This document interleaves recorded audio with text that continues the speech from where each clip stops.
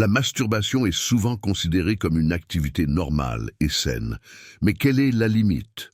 Comment savoir si elle devient une addiction et que faire si vous avez l'impression de ne pas pouvoir vous arrêter?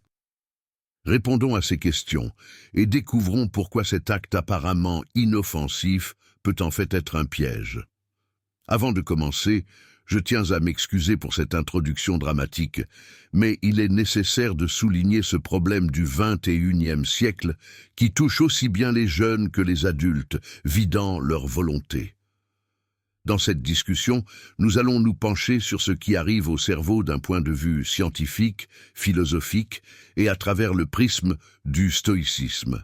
N'oubliez pas non plus de vous abonner à notre chaîne et d'activer les notifications pour ne manquer aucune mise à jour.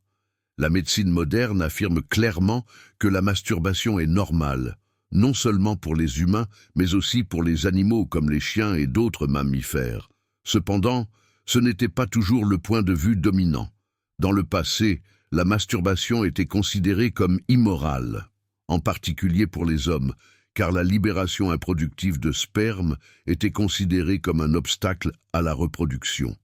Pour les femmes, la masturbation les aliénerait des hommes en leur permettant de trouver du plaisir sans aide. À cette stigmatisation morale s'ajoutent des mythes physiques comme l'affirmation selon laquelle la masturbation provoque des maladies. Mais aujourd'hui, nous en savons plus.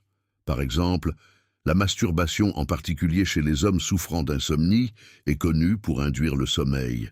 L'Institut français de la santé et de la recherche médicale a découvert qu'après l'orgasme, le cerveau masculin désactive le désir sexuel et entre dans un état de repos. Le cortex cérébral, responsable de la pensée consciente, passe en mode repos, ce qui permet aux hommes de s'endormir plus facilement après une activité sexuelle. Cependant, derrière cet avantage se cache un piège. La masturbation déclenche la libération de dopamine, un neurotransmetteur qui apporte du plaisir, un soulagement du stress et un sentiment de récompense. Ce sentiment peut être si satisfaisant que certaines personnes en deviennent dépendantes. Le manuel diagnostique et statistique des troubles mentaux, DSM-5, a reconnu le trouble de l'hypersexualité en 2017, plaçant la masturbation excessive dans la catégorie des troubles obsessionnels compulsifs. Comme d'autres vices, le stoïcisme peut conduire à la destruction mentale et familiale. Comme le cerveau a besoin de plus de dopamine pour atteindre le même niveau de plaisir, les individus peuvent se retrouver à rechercher des comportements de plus en plus risqués ou nocifs, comme la dépendance à la pornographie ou la recherche de partenaires sexuels multiples. Le problème réside dans l'adaptation du cerveau. À mesure qu'il reçoit plus de dopamine, il commence à bloquer ses récepteurs, réduisant la capacité à ressentir du plaisir par la masturbation, laissant la personne frustrée et en recherchant davantage. Ce cercle vicieux reflète les comportements d'addiction comme la suralimentation, le tabagisme ou la consommation excessive d'alcool.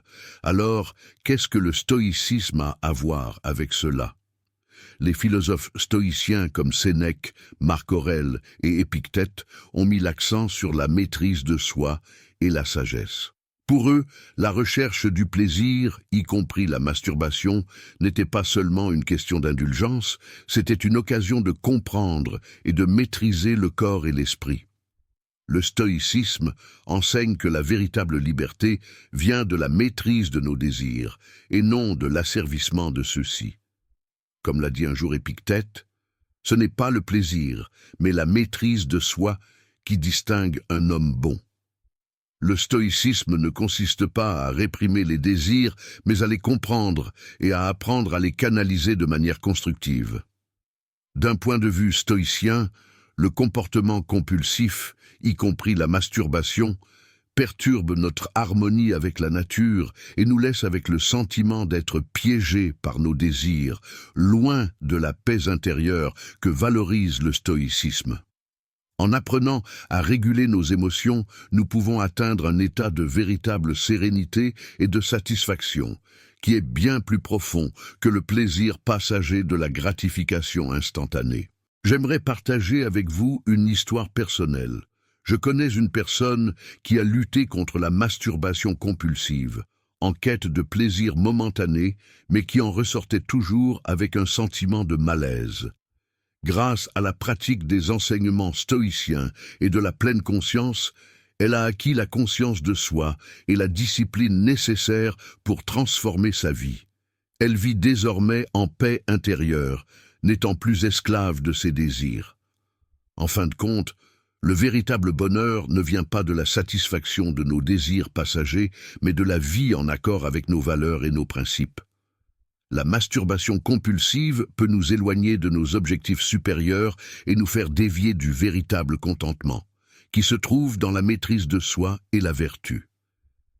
Des pratiques comme la méditation et la pleine conscience peuvent aider à cultiver la clarté mentale nécessaire pour résister aux tentations et atteindre une paix durable.